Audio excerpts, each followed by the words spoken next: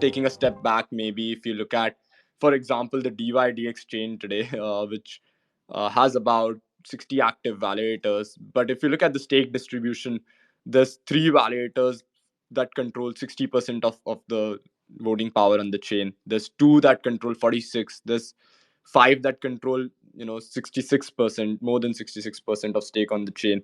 That to me is absolutely crazy, and this is because of a lack of education when it comes to staking. As a token holder, users should token holders should be aware of how they should contribute to the security of the chain, how they can contribute to the liveness of the chain. So those are things that we want to work towards as well. If you look at the mechanism that Mark just described, he mentioned something which says we wanted to empower the validators at the lower end of the spectrum, validators who may not have too many assets staked with them.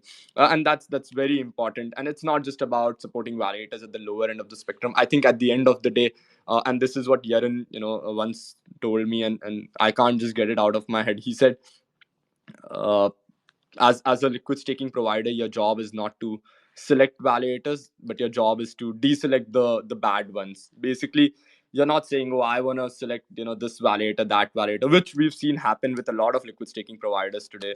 uh, Most that exist today have selection processes that follow a set of like committee that looks at that reviews application. It's a very centralized way of doing things. For us, for pSTAKE, the idea was to make sure that it's not centralized, it's as decentralized as possible, it's fully transparent, so nobody can say, oh, why is this validator in the set and why aren't we? As long as a validator meets this criteria, I think they should be in the set. So that is something that is really really important for any Cosmos chain or for any POS chain for that matter. And that's something that the pSTAKE team spent a lot of time on. So that's quite interesting.